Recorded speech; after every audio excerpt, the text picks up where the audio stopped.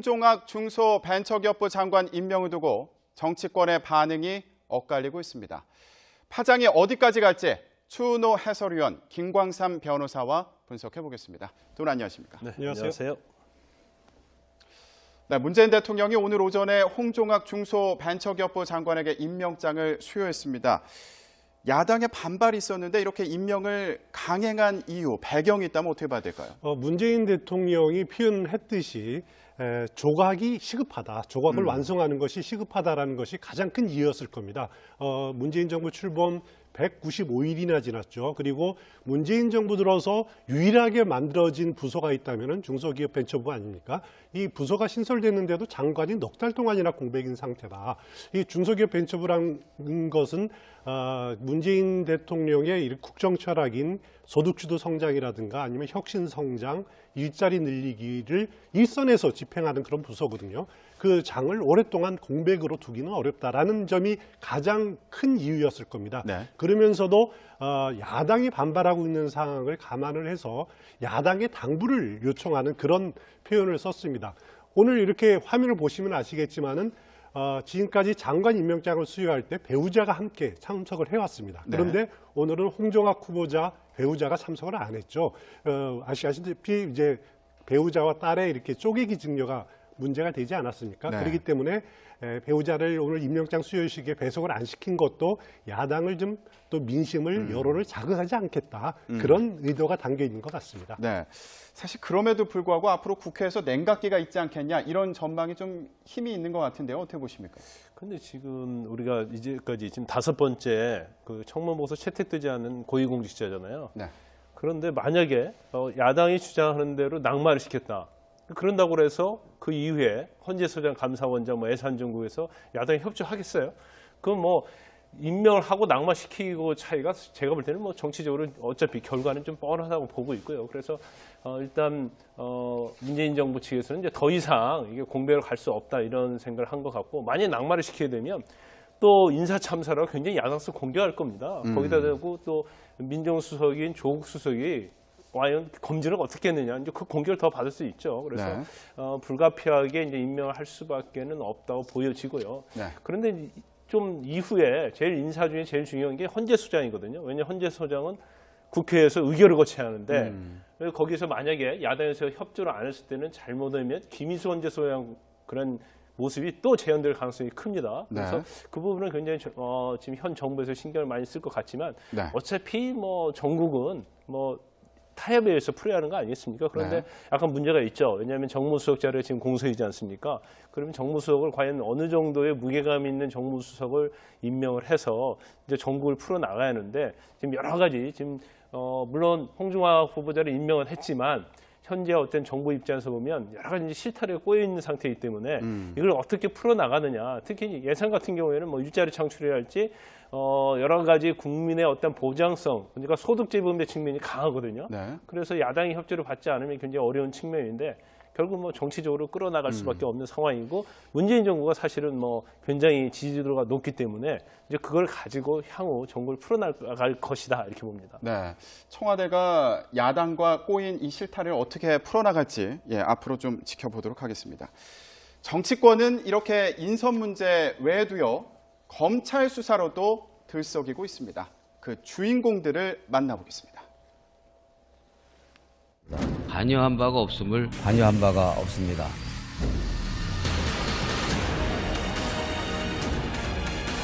어떤 불법에도 관여한 바가 없습니다. 청와대가 몰랐다면 무명이고 알았다면 기만입니다. 선생님 한 말씀 해주세요.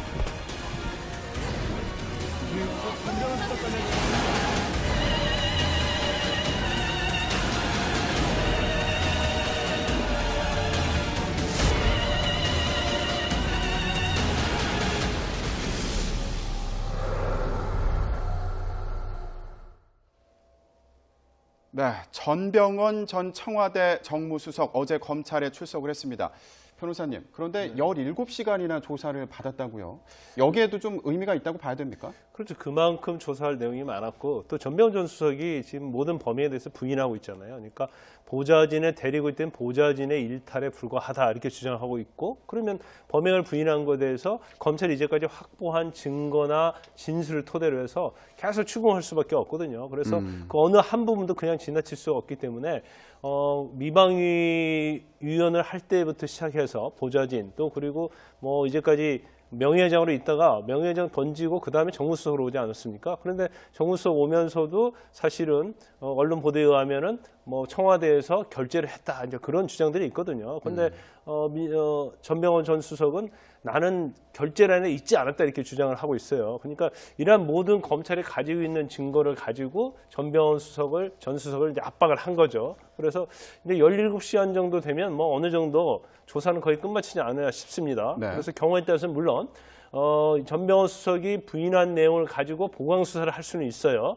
그렇지만 뭐 제가 볼 때는 전병헌 전 수석을 부르기 전에 굉장히 완벽한 수사를 해놓은 것이 아닌가 그렇게 짐작이 되기 때문에 그러면 그 다음에는 이제 전병헌 전 수석에 대해서 신병 처리를 어떻게 할 것이냐 이제 그 부분만 검찰에서 뭐 고민을 하고 있지 않을까 싶습니다. 어떻게 전망하십니까? 신병 처리. 영장 청구할 가능성이 크다고 봐요. 왜냐하면 일단 뭐 이 전제는 말이죠. 전병헌 전 수석에 대해서 혐의가 인정되는 걸 전제로 합니다. 전병헌 전 수석이 검찰에서 잘 방어를 해서 뭐 전혀 범죄가 없는 걸로 나타났다고 한다면 검찰에서 영장 청구하지 않든지 아니면 경우에 따라서 영장을 청구한다 하더라도 이제 법원에서 기각될 가능성이 크죠.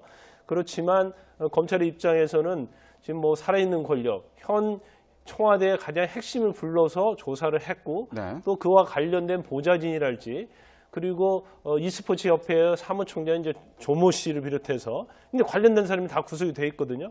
근데 만약에 지금 뇌물 아닙니까? 제3자 뇌물 수수인데 이 부분에서 혐의가 만약에 검찰에서 이 정도 조사하면 인정된다고 하면 영장을 검찰의 입장에서는 청구할 수밖에 없죠. 만약 청구를 않게 되면 이거 뭐냐 이런 식이 될 수밖에 없어요. 네, 물론 상황은 지켜봐야겠지만 만약에 지금 변호사님이 얘기한 것처럼 이런 수순을 밟게 된다면 현 정부에는 어떤 영향을 미칠까요? 일단 검찰로서는 전병헌 전 의원이죠. 전 정무수석을 겨냥한 수사가 이번이 3번째입니다. 네. 벌써 2번이나 보좌관이나 비서관이 구속된 전례가 있었거든요. 그때도 검찰이 전병헌 당시 의원을 겨냥을 했지만은 보좌관이나 비서관의 개인 비리로 이렇게 결론이 났었고 이렇게 네. 전병헌 당시 의원은 연루가 안 된 것으로 결론이 났습니다. 그 검찰로서는 어떻게 보면은 3세판의 도전이라고 할 수 있기 때문에 네. 검찰로서도 그 현직 정무수석을 이렇게 소환 수사하기로 결정할 때까지는 상당한 나름대로 자신감이 있지 않느냐라는 생각이 들고요. 만약에 그럼에도 불구하고 전병헌 전 수석에 대한 혐의가 입증을 못할 때, 뭐 전병헌 수석으로서는 자기가 무고하다는 것이 입증이 된다라고 할 경우에도 현 정부로서는 그럼 나쁠 것이 없죠.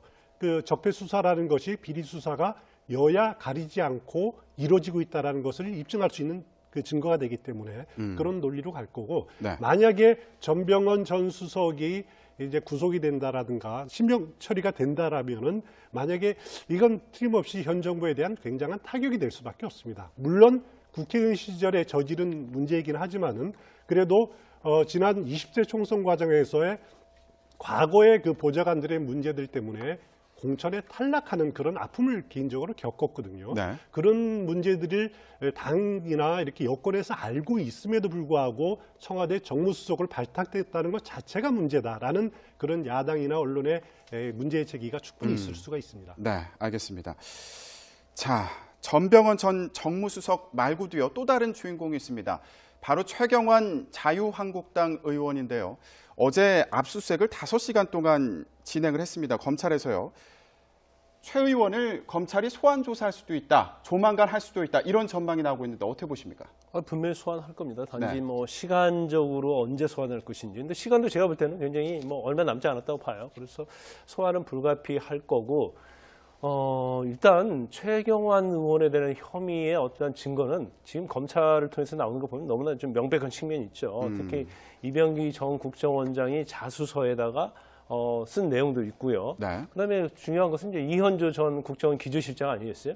이 기조실장도 줬다고 얘기하고 있고 회계장부도 다 기재돼 있습니다. 그리고 국정원의 자금이 외부로 나갔다고 하는 이제 원외 반출 내역표. 이것은 현금이 밖으로 나간 것을 뜻하는 그걸 적어놓은 건 표거든요. 근데 그 표에도 사실 최경원 의원에게 일을 갔다는 것이 있고 또 그 국정원 그 이현수 기조실장이 전달을 할 때 혼자 한 게 아니다라는 거예요. 네. 그러니까 국정원 직원을 같이 대동해서 가서 전달을 했다고 얘기를 하고 있어요. 그러면 그 국정원 직원이 진술을 했을 가능성이 큰데 그러면 이게 배달 사고 가능성이 없다는 거죠. 근데 일반적으로 뇌물죄는 뭐 직거라는 경우가 없습니다. 반드시 대부분이 제3자인 매개자를 통하는데 항상 법정에서 문제가 되는 것은 그 매개자가 배달 사고 낸 거 아니냐. 그래서 나는 받은 적이 없다. 이제 그런 식의 어떤 법적인 전략을 많이 쓰는 거죠. 그래서 최경원 의원이 이제 그렇게 얘기를 했는데 지금 현재 나오는 언론 보도에 의하면은 배달 사고 가능성이 이제 거의 없다. 이런 뭐 내용이 좀 많이 나오고 있는 것 같습니다. 네. 그런데 이제 최경환 의원이 만약에 검찰이 소환을 하더라도 소환에 응할 것인가라는 그런 문제가 있거든요. 지금 아시다시피 뭐 그 국회 회기 중이기 때문에 정기국회 회기 중이기 때문에 검찰은 그 체포동의안을 제출하지 않고는 최경환 의원을 체포하거나 구금할 수가 없습니다. 네. 그래서 제가 보기에는 최경환 의원이 검찰의 소환 통보를 받더라도 당분간은 소환을 좀 머뭇거리고 이렇게 미기적거릴 가능성이 많다라고 생각이 되고요. 실제로 지난 3월에 아시겠지만은 그 사무실 인턴이 이렇게 특혜 취업 비리가 있지 않았습니까? 네. 안양지청에서 그때 수사를 했었는데 그때도 기습 출석을 했었죠. 가급적 언론의 눈을 피하려고 하는 그런 마음이 있기 때문에 네. 아마 소환 통보를 받더라도 정기국회 회기 중이라는 이유로 소환에 불응할 가능성이 상당히 높아 보입니다. 그러면 어제 검찰이 그 국회의원회관에 있는 의원실을 압수수색을 했는데 이 과정에서 정세균 국회의장이 불쾌감을 나타냈다. 이것도 뭐 회기 중인 그런 맥락과도 이어진다고 볼 수 있을까요? 틀림없이 그런 것이 있죠. 어제 마침 또 그 전병헌 전 정무수석, 최경환 그 의원 공통점이 뭔지 아십니까?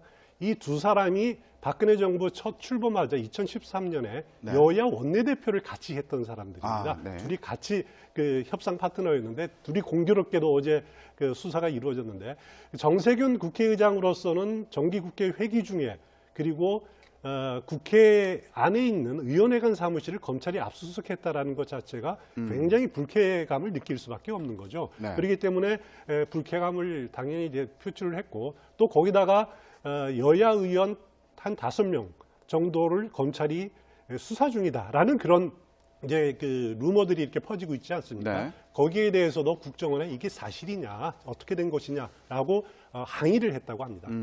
알겠습니다.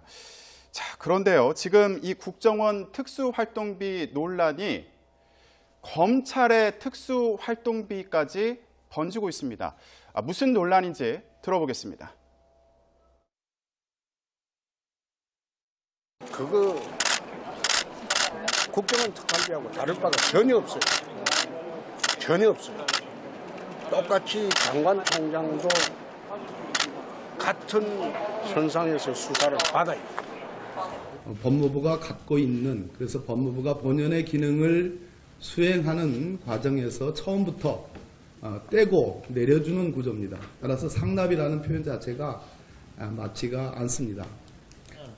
자칫 지금 국정원에 대한 특수활동비 그 사용 내역에 대한 수사를 방해할 목적으로 밖에서 많이 우려를 하고 있는 것입니다.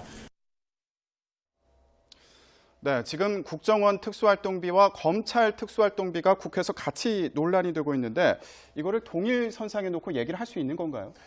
아니, 전혀 다르죠. 왜냐하면 지금 국정원 특활비는 자체 그러니까 특활비를 지금 정치권에다 준 거잖아요. 네. 그런데 법무부 지금 아마 홍준표 대표 좀 잘 모르고 있는 것 같아요. 그러니까 법무부에 내린 특활비는 말이죠. 그 원래 관행적으로 얼마 정도를 이제 검찰이 수사하는 기관 아닙니까? 법무부를 네. 수사하는 기관은 아니에요. 그러니까 검찰에 이 정도는 양해를 해주라는 그러한 묵시죠. 그런 게 있는 거예요. 그러니까 이걸 뭐 상납의 차원이 아니고 공적으로 쓴 거죠. 그렇지만 지금 최경환 의원이랄지 청와대에 들어간 40억은 그건 공적 의도로 쓴 게 아니잖아요. 007 가방에 넣어서 뭐 은밀하게 뭐 차를 타고 청와대에 들어간다랄지 그런 식으로 돈을 지불했고 그럼 그 돈이 어디에 쓰였느냐가 좀 명확하지 않아요. 그렇지만 법무부나 검찰에 쓴 특활비 자체는 용도가 거의 다 정해져 있는 거고 네. 그걸 나중에 전부 다 공적으로 다 누구나 알 수 있게 오픈을 하기 때문에 저 부분하고 지금 국정원에서 청와대나 최경원 의원에게 상담한 거하고는 전혀 차원이 다르는데 아마 뭐 홍준표 대표가 너무 국정원 활동비와 관련해서 자유한국당이나 그 의원들이 코너에 몰리니까 그거에 대한 돌파구로서 얘기하는 것이 아닌가 싶습니다. 네, 홍준표 대표도 그 차이점을 알면서 일부러 그러는 게 아닌가 싶기도 하고요. 어떻게 보십니까? 일단 그 자유한국당으로서는 이제 이 문제를 쟁점화해서 어떻게 보면은 같은 수준으로 만들어 놓는 것이 최선의 공격입니다. 그래서 여당에서는 이것은 물타기 수법 아니냐라고 제기를 하고 있는데 일단 그래서 23일이죠. 국회 법사위에서 그 법무장관 불러서 이렇게 현안 질의를 하게 됩니다. 물론 자유한국당은 이 문제를 가지고 뭐 국정조사라든가 특검하자라고 주장을 하고 있지만은 그것이 이루어질 가능성은 별로 없는 상태고요. 그렇지만은 이제 법사위에서 법무장관을 상대로 이렇게 여야 의원들이 이 문제를 가지고 가급적 많이 이렇게 질의를 하고 하다 보면은 검찰이 여야 의원들에 대한 특활비 수사도 영향을 받을 수밖에 없는 거거든요. 그래서 그런 또 정치인들의 의도도 좀 있지 않을까라는 생각도 듭니다. 네. 국정원 특활비 논란이 지금 국회에서도 이 논쟁이 벌어졌는데 앞으로 어떻게 진행되는지 지켜보도록 하겠습니다. 그런데 국회에서는 오늘 또 다른 이슈가 있습니다. 국민의당에서요, 오후 2시부터 의원총회를 열고 통합 관련 끝장 토론을 벌일 예정입니다. 어제 전현직 지도부의 오찬 회동이 열렸는데요. 분위기가 어땠을까요? 들어보겠습니다. 지금은 흔들리는 호남 민심은 다시 추스려야 되고 또 당내 이렇게 여러 가지 혼란이 있는 걸 일단 수습하고 일단 우리가 다시 강하게 단결해야 된다라는 데 강조를 했고요. 네, 지금 얘기를 보면 바른정당과의 통합보다는 내부 결속이 중요하다. 좀 이런 얘기를 한 것 같기도 한데 오늘 결론 어떻게 날까요? 어제 전현직 지도부 오찬을 계기로 나름대로 저는 정리가 됐다고 봅니다. 그래서 결별 수순으로 갈지는 않을 것 같고 나름대로 이렇게 어떻게 보면 우리 표현으로는 봉합이지만은 나름대로 이렇게 좀 수습하는 국면으로 가게 될 겁니다. 그 조금 전에 송기순 그 비서실장 이야기 들어보면은 혼합 민심을 추스려야 된다. 그리고 당의 여러 가지 의견들을 좀 진정을 시켜야 된다. 그리고 또 단합해야 된다라고 이렇게 정리를 했거든요. 그렇지만 이제 문제는 뭐냐면은 안철수 대표로서는 리더십의 상처를 또 다시 받을 수밖에 없는 그런 상황이기 때문에 안철수 대표의 면도 살려주는 그런 조치들이 필요하다. 그래서 바른정당과의 선거연대 가능성까지도 크게 열어두는 선에서 봉합을 하고 바른정당과의 통합 문제는 지금은 논의할 단계가 아니다라는 선에서 봉합될 가능성이 높아 보입니다. 네.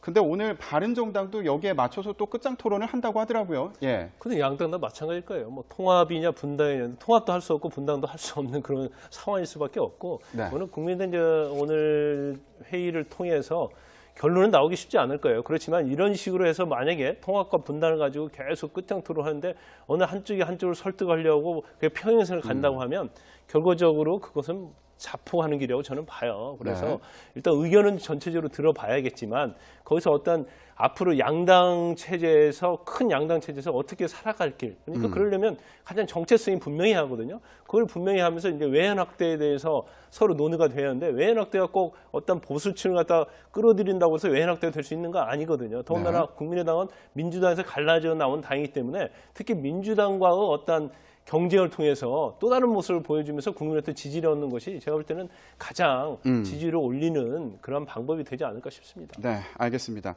자, 오늘 오후 2시부터 국민의당 끝장 토론이 진행이 되는데요. 어떻게 진행되는지 저희가 살펴보고 계속 전해드리도록 하겠습니다.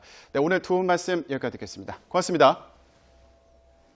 홍종학 중소벤처기업부 장관 임명을 두고 정치권의 반응이 엇갈리고 있습니다. 파장이 어디까지 갈지 추은호 해설위원, 김광삼 변호사와 분석해 보겠습니다. 두 분 안녕하십니까? 네, 안녕하세요. 네, 문재인 대통령이 오늘 오전에 홍종학 중소벤처기업부 장관에게 임명장을 수여했습니다. 야당의 반발이 있었는데 이렇게 임명을 강행한 이유, 배경이 있다면 어떻게 봐야 될까요? 문재인 대통령이 표현했듯이 조각이 시급하다. 조각을 완성하는 것이 시급하다라는 것이 가장 큰 이유였을 겁니다. 문재인 정부 출범 195일이나 지났죠. 그리고 문재인 정부 들어서 유일하게 만들어진 부서가 있다면 중소기업벤처부 아닙니까? 이 부서가 신설됐는데도 장관이 넉 달 동안이나 공백인 상태다. 이 중소기업벤처부라는 것은 문재인 대통령의 국정 철학인 소득주도 성장이라든가 아니면 혁신 성장, 일자리 늘리기를 일선에서 집행하는 그런 부서거든요. 그 장을 오랫동안 공백으로 두기는 어렵다라는 점이 가장 큰 이유였을 겁니다. 네. 그러면서도 야당이 반발하고 있는 상황을 감안을 해서 야당의 당부를 요청하는 그런 표현을 썼습니다. 오늘 이렇게 화면을 보시면 아시겠지만은 지금까지 장관 임명장을 수여할 때 배우자가 함께 참석을 해왔습니다. 그런데 네. 오늘은 홍정학 후보자 무능이고 알았다면 기만입니다. 말씀하시는 한 말씀 해주세요.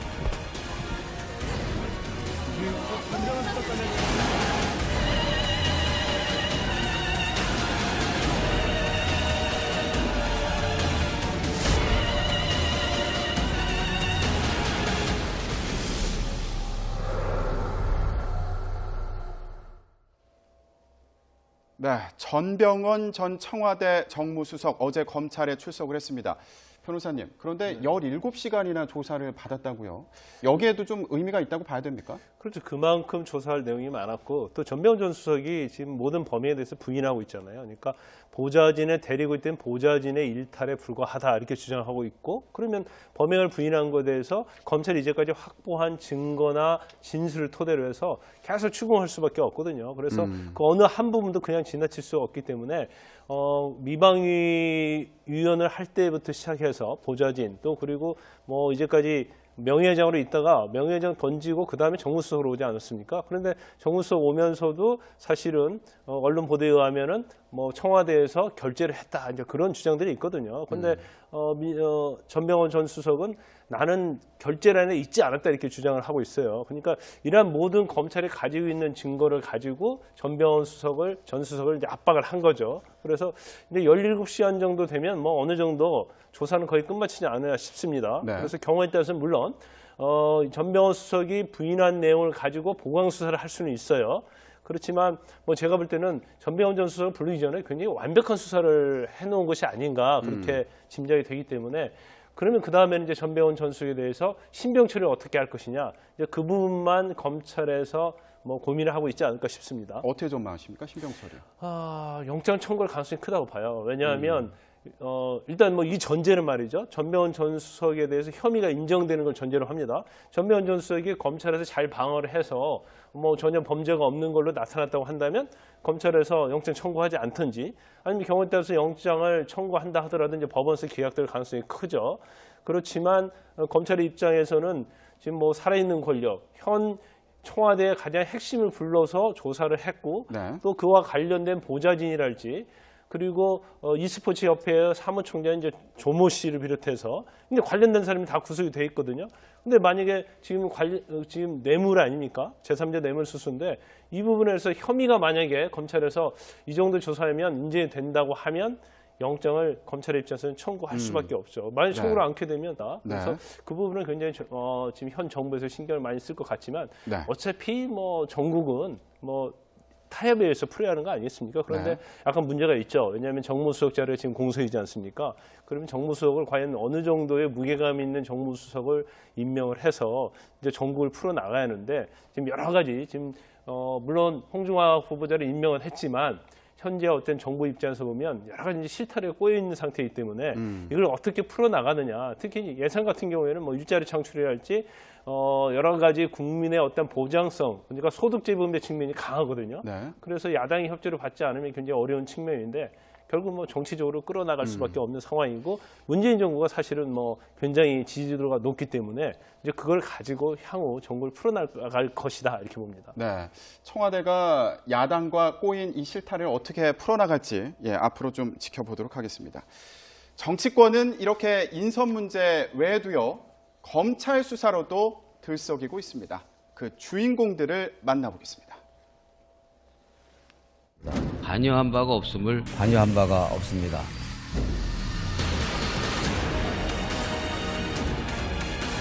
어떤 불법에도 관여한 바가 없습니다.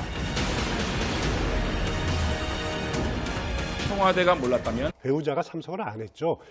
아시다시피 이제 배우자와 딸의 이렇게 쪼개기 증여가 문제가 되지 않았습니까? 네. 그렇기 때문에 배우자를 오늘 임명장 수여식에 배석을 안 시킨 것도 야당을 좀 또 민심을 여론을 자극하지 않겠다 그런 의도가 담겨 있는 것 같습니다. 네, 사실 그럼에도 불구하고 앞으로 국회에서 냉각기가 있지 않겠냐 이런 전망이 좀 힘이 있는 것 같은데요. 어떻게 보십니까? 근데 지금 우리가 이제까지 지금 5번째 그 청문보고서 채택되지 않은 고위공직자잖아요. 네. 그런데 만약에 야당이 주장하는 대로 낙마를 시켰다. 그런다고 해서 그 이후에 헌재소장, 감사원장, 예산정국에서 야당이 협조하겠어요?